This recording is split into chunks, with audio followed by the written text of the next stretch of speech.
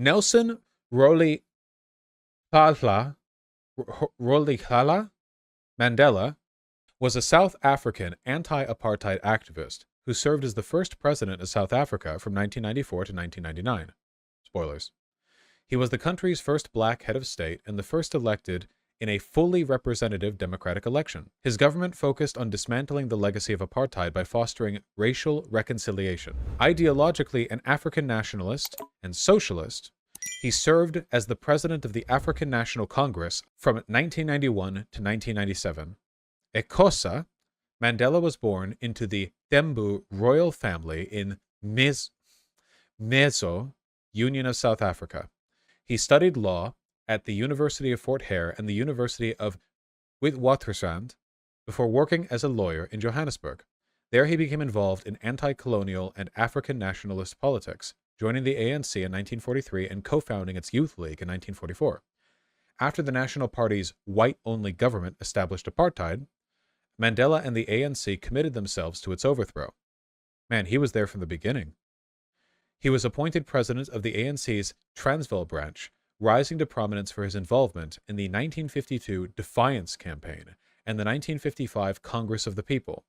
He was repeatedly arrested for seditious activities and was unsuccessfully prosecuted in the 1956 treason trial. Influenced by Marxism, he secretly joined the banned South African Communist Party. Although initially committed to nonviolent protest, in association with the SACP, he co-founded the militant Umkhonto. The capital M is after the lowercase u. I don't even know how that's pronounced. Umkhonto we Sizwe in 1961 and led a sabotage campaign against the government. He was arrested and imprisoned in 1962, and following the Rivonia trial, was sentenced to life imprisonment for conspiring to overthrow the state. Mandela served 27 years in prison. Amid growing, guys, I pronounce as best as I can. I'm trying, okay?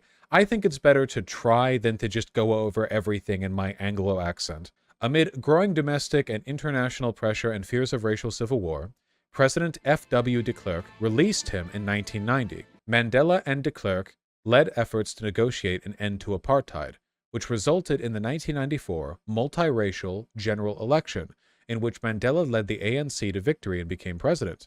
Mandela was a controversial figure for much of his life. Although critics on the right denounced him as a communist terrorist, and those on the far left deemed him too eager to negotiate and reconcile with apartheid supporters, he gained international acclaim for his activity. Globally recognized as an icon of democracy and social justice, he received more than 250 honors in his lifetime, including the Nobel Peace Prize. He is held in deep respect within South Africa, where he is often referred to by his Thembu clan name, Madiba, and described as the father of the nation. Difficult to imagine a person who is more main character than Nelson Mandela, who is more protagonist of the story. I want to learn more specifics. In the end of apartheid, subsection, he encouraged foreign countries to support sanctions against the apartheid government. He met with President François Mitterrand in France, Pope John Paul II in the Vatican, and Thatcher in the United Kingdom. In the U.S., he met with President George H.W. Bush, addressed both houses of Congress, and visited 8 cities, being particularly popular among the African-American community. I wonder why. In Cuba, he became friends with President Castro, who he had long admired. He visited Japan, but not the Soviet Union, a longtime ANC supporter. This is interesting to me. It seems as though Mandela, in my opinion quite intelligently, understood that the success of South Africa would hinge on his ability to collaborate with Western powers following the fall of the Soviet Union. This would have been before the Soviet Union properly fell. So despite being a socialist himself, he prioritized the well-being of the nation over his ideological biases, and made an effort to endear himself to the countries who South Africa's support would really rely on in the future. This is a very pragmatic decision. I think, even though it hurts a little bit, it was probably a good one. Mandela's prospects for a peaceful transition were further damaged by an increase in black-on-black violence, particularly between ANC and Inkatha supporters in KwaZulu-Natal, which resulted in thousands of deaths. Mandela met with Inkatha leader Buthelezi, but the ANC prevented further negotiations on the issue. Mandela argued there was a third force within the state intelligence services fueling the slaughter of the people. This is not an unlikely possibility. What does the apartheid state controlled by racist whites do when they see black people fighting more and more strongly for majority rule? They fund infighting. It is a classic tactic. And openly blamed de Klerk, whom he increasingly distrusted, for the Sebokeng massacre. In September 1991, a national peace conference was held in Johannesburg, at which Mandela, Buthelezi, and de Klerk signed a peace accord, though violence continued. The Convention for a Democratic South Africa began in December 1991 at the Johannesburg World Trade Center, attended by 228 delegates from 19 political parties. Although Cyril Ramaphosa led the ANC's delegation, Mandela remained a key figure. After de Klerk used the closing speech to condemn the ANC's violence, he took to the stage to denounce de Klerk as the head of an illegitimate, discredited minority regime. Damn! Dominated by the National Party and ANC, little negotiation was achieved. Codesa II was held in May 1992, in which de Klerk insisted that post-apartheid South Africa must use a federal system with a rotating presidency to ensure the protection of ethnic minorities. So after ruling through apartheid, now the white people are like, no, we need to design the new government to protect us after you get democracy. Mandela opposed this, demanding a unitary system governed by majority rule. Following the Boipatong massacre of ANC activists by government-aided Inkatha militants, the attackers were supporters of the Inkatha Freedom Party, which is a right-wing political party. So this is a right-wing black African militant group. Well, anyway, they killed a bunch of people. What do you think the odds are that the white apartheid-driven government was in cahoots with the extremist right-wing black militant group in that provoking black-on-black violence and causing infighting within groups aligned against the apartheid government would serve their greater interests? I don't know for sure.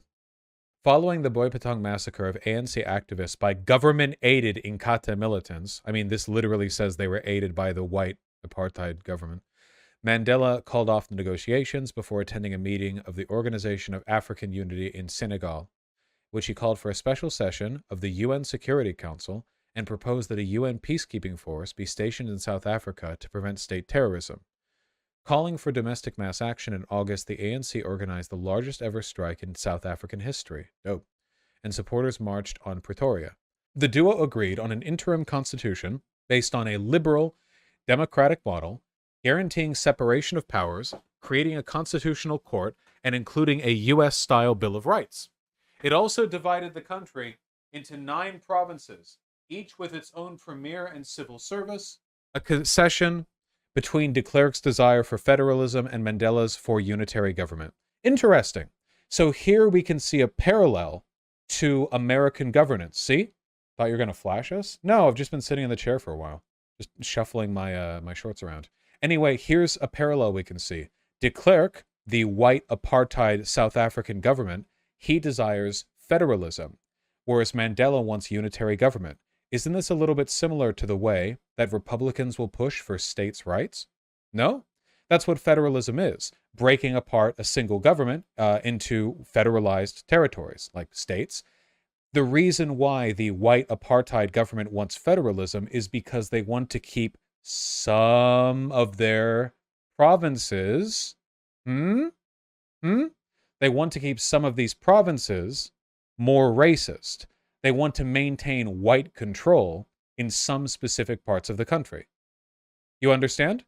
In both cases, the conservatives make an effort to impose federalism as a way of denying majority rule. That's a parallel. Do you think federalism is inherently worse than a unitary state? No, but it is very vulnerable to this type of stuff. Federalism allows some states to legalize weed when it's federally illegal, or legalize gay marriage when it's federally not recognized. But it can also be a refuge for the worst people to consolidate power in some areas specifically, and keep those areas like consistently reactionary. Following the murder of ANC activist Chris Hani, Mandela made a publicized speech to calm rioting soon after appearing at a mass funeral in Soweto for Tambo, who had died of a stroke. In July 1993, both Mandela and de Klerk visited the United States, independently meeting Bill Clinton, and each receiving a Liberty Medal. What a perfect representation of the Bill Clinton administration, giving the Liberty Medal to Mandela and the head of the apartheid government. You know, like, oh, you're both doing so good over there. Keep it up. Fucking Clinton. Soon after, Mandela and de Klerk were jointly awarded the Nobel Peace Prize in Norway. Influenced by Thabo Mbeki, Mandela began meeting with big business figures, and he played down his support for nationalization, fearing he would scare away much-needed foreign investment. Although criticized by socialist ANC members, he had been encouraged to embrace private enterprise by members of the Chinese and Vietnamese Communist parties. General election. With the election set for the 27th of April, 1994, the ANC began campaigning, opening 100 election offices and orchestrating people's forums across the country at which Mandela could appear as a popular figure with great status among black South Africans. The ANC campaigned on a reconstruction and development program to build 1 million houses in 5 years, introduce universal free education, and extend access to water and electricity. The party's slogan was "A Better Life for All," though it was not explained how this development would be funded. Who cares? With the exception of the Weekly Mail and the New Nation, South Africa's press opposed Mandela's election, fearing continued ethnic strife instead of supporting the National or Democratic Party. With the exception of the Weekly Mail and the New Nation, South Africa's press opposed Mandela's election, fearing continued ethnic strife. I wonder what the race of the people who published the press was. Instead, supporting the National or Democratic Party. Mandela devoted much time to fundraising for the ANC, touring North America, Europe, and Asia to meet wealthy donors, including former supporters of the apartheid regime. He also urged a reduction in the voting age from 18 to 14. Rejected by the ANC, this policy became the subject of ridicule. Younger people more likely to be left-leaning, I imagine. Concerned that COSAG would undermine the election, particularly in the wake of the conflict in Botswana and the Shell House massacre, Mandela met with Afrikaner politicians and generals, persuading many to work within the democratic system. With de Klerk, he also convinced Inkatha's Buthelezi to enter the elections rather than launch a war of secession. Wow! He convinced a militant ethno-nationalist group to work within the system rather than launch a war of secession? Mandela was an insane diplomat. This guy's going all over the place. Jesus Christ, I wonder how many languages he spoke. As leaders of the two major parties, de Klerk and Mandela appeared on a televised debate. Though de Klerk was widely considered the better speaker at the event, Mandela's offer to shake his hand surprised him, leading some commentators to deem it a victory for Mandela. The election went ahead with little violence, although an AWB cell killed 20 with a car bomb. As widely expected, the ANC won a sweeping victory, taking 63% of the vote, just short of the two-thirds majority needed to unilaterally change the constitution. The ANC was also victorious in 7 provinces, with Inkatha and the National Party each taking one. Interesting.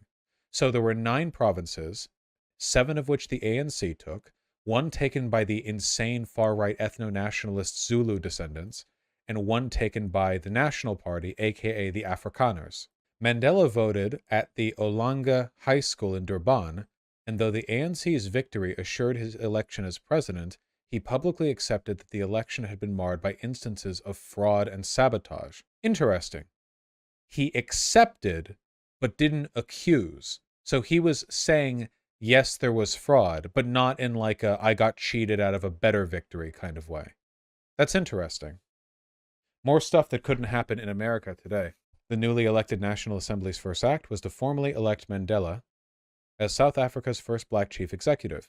His inauguration took place on the 10th of May, 1994, televised to 1 billion viewers globally.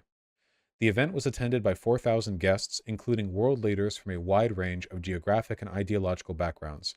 Mandela headed a government of national unity dominated by the ANC, which had no experience of governing by itself. Yeah, the ANC was just like a protest group. They went from a protest group to a political party. That's got to be really difficult. Moving into the presidential office in Tuynhuys in Cape Town, Mandela allowed de Klerk to retain the presidential residence in the Groote Schuur estate. Interesting. After so long of apartheid, Mandela did not want the presidential estate, probably because for many people in the country it was associated with white minority rule. So by becoming its occupant, it would sort of symbolically enforce the idea that nothing had really changed. It makes sense to not take it. Instead settling into the nearby Westbrook Manor, which he renamed Genadendal, meaning Valley of Mercy in Afrikaans. Retaining his Houghton home, he also had a house built in his home village of Kunu, which he visited regularly, walking around the area, meeting with locals, and judging tribal disputes. Wow. Aged 76, he faced various ailments, and although exhibiting continued energy, he felt isolated and lonely. He often entertained celebrities, Michael Jackson, Whoopi Goldberg, and the Spice Girls, and befriended ultra-rich businessmen like Harry Oppenheimer of Anglo American. He also met with Lizzie on her March 1995 state visit to South Africa, which earned him strong criticism from ANC anti-capitalists. Despite his opulent surroundings, Mandela lived simply, donating 1/3 of his annual income to the Nelson Mandela Children's Fund, which he had founded in 1995. Although dismantling press censorship, speaking out in favor of freedom of the press and befriending many journalists, Mandela was critical of much of the country's media, noting that it was overwhelmingly owned and run by middle-class whites and believing that it focused too heavily on scaremongering about crime. Yeah, we're seeing some parallels here again. Presiding over the transition from apartheid minority to a multicultural democracy, Mandela saw national reconciliation as the primary task of his presidency. Having seen other post-colonial African economies damaged by the departure of white elites, this is a huge problem. A white flight, capital flight. What has happened in American cities has happened in African countries, where the white minority will oppress the majority for centuries, and then when they realize they no longer get to basically own slaves, the white people will flee to another country with all their wealth, essentially robbing the country of all of its wealth, and then fleeing, not even leaving with it governance or any basic institutions. It's a serious problem. Mandela worked to reassure South Africa's white population that they were protected and represented in the Rainbow Nation. This is a smart move. Although his government of national unity would be dominated by the ANC, he attempted to create a broad coalition by appointing de Klerk as deputy president. Mandela's relationship with de Klerk was strained. Mandela thought de Klerk was intentionally provocative, and de Klerk felt he was being intentionally humiliated by the president.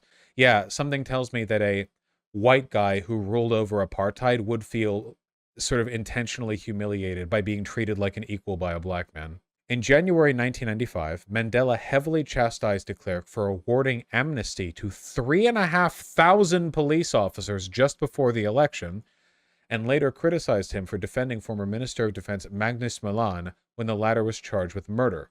Emphasizing personal forgiveness and reconciliation, he announced that courageous people do not fear forgiving for the sake of peace. He encouraged black South Africans to get behind the previously hated national rugby team, the Springboks, as South Africa hosted the 1995 Rugby World Cup. Mandela wore a Springbok shirt at the final against New Zealand, and after the Springboks won the match, Mandela presented the trophy to Captain Francois Pienaar, an Afrikaner. Wow, that's a big PR win right there. This was widely seen as a major step in the reconciliation of white and black South Africans. As de Klerk later put it, Mandela won the hearts of millions of white rugby fans. Mandela's efforts at reconciliation assuaged the fears of white people, but drew criticism from more militant black people. Among the latter was his estranged wife, Winnie, who accused the ANC of being more interested in appeasing the white community than in helping the black majority. Mandela oversaw the formation of a Truth and Reconciliation Committee to investigate crimes committed under apartheid by both government and the ANC, appointing Tutu as its chair. To prevent the creation of martyrs, the commission granted individual amnesties in exchange for testimony of crimes committed during the apartheid era. Wow. Dedicated in February 1996, it held 2 years of hearings detailing rapes, torture, bombings, and assassinations before issuing its final report in 1998. Both de Klerk and Mbeki appealed to have parts of the report suppressed, though only de Klerk's appeal was successful. Probably because many of the people who committed crimes were still part of Mbeki's and de Klerk's factions, like in government at the time. Mandela praised the Commission's work, stating that it had helped us move away from the past to concentrate on the present and the future. Mandela's administration inherited a country with a huge disparity in wealth and services between black and white communities. Of a population of 40 million, around 23 million lacked electricity or adequate sanitation, and 12 million lacked clean water supplies, 2 million children not in school, and a third of the population illiterate. There was 33% unemployment, that hasn't changed, and just under half the population lived under the poverty line. In adopting his neoliberal and market economic reforms, Mandela's government adhered to the Washington Consensus advocated for by the World Bank and International Monetary Fund. Let's see how it went. Under Mandela's presidency, welfare spending increased by 13% in 1996, 13% in 1997, and 7% in 1998. The government introduced parity in grants for communities, including disability grants, child maintenance grants, and old age pensions, which had previously been set at different levels for South Africa's different racial groups. In 1994, free healthcare was introduced for children under 6 and pregnant women, a provision extended to all those using primary-level public sector healthcare services in 1996. By the 1999 election, the ANC could boast that due to their policies, 3 million people were connected to telephone lines, 1.5 million children were brought into the education system, 500 clinics were upgraded or constructed, 2 million people were connected to the electricity grid, water access was extended to 3 million people, and 750,000 houses were constructed, housing nearly 3 million people. The Land Reform Act 3 of 1996 safeguarded the rights of labor tenants living on farms where they grew crops or grazed livestock. This legislation ensured that such tenants could not be evicted without a court order or if they were over the age of 65. Recognizing that arms manufacturing was a key industry for the South African economy, Mandela endorsed the trade in weapons but brought in tighter regulations surrounding arms corps to ensure that South African weaponry was not sold to authoritarian regimes. Wow, that's more than we do. Under Mandela's administration, tourism was increasingly promoted, becoming a major sector in the South African economy. Mandela also received criticism for failing to sufficiently combat crime. South Africa had one of the world's highest crime rates. Remember, crime is committed in large part due to income inequality. South Africa was and still is one of the most unequal countries in the world. You have white South Africans who live like me, like first world Westerners in major cities, and then you have black South Africans who literally are illiterate and don't have electricity. Under conditions like this, crime is inevitable. And the activities of international crime syndicates in the country grew significantly throughout the decade. Mandela's administration was perceived as having failed to deal with the problem of corruption as well. Further problems were caused by the exodus of thousands of skilled white South Africans from the country. Unfortunately, to an extent, there's just nothing you can do about this. These fuckers are racist. They grew up thinking black people are subhuman. They still think it. They don't want to be ruled by black people. And they're going to take a lot of money and a lot of talent with them, who were escaping from the increasing crime rates, higher taxes, and the impact of positive discrimination toward black people in employment. That's affirmative action, essentially. This exodus resulted in a brain drain, and Mandela criticized those who left. At the same time, South Africa experienced an influx of millions of illegal migrants from poorer parts of Africa. Although public opinion toward these illegal immigrants was generally unfavorable, characterizing them as disease-spreading criminals who were a drain on resources, Mandela called on South Africans to embrace them as brothers and sisters. God, he's so cool. Truly a renaissance man. Well, history has seen few men as loved and respected.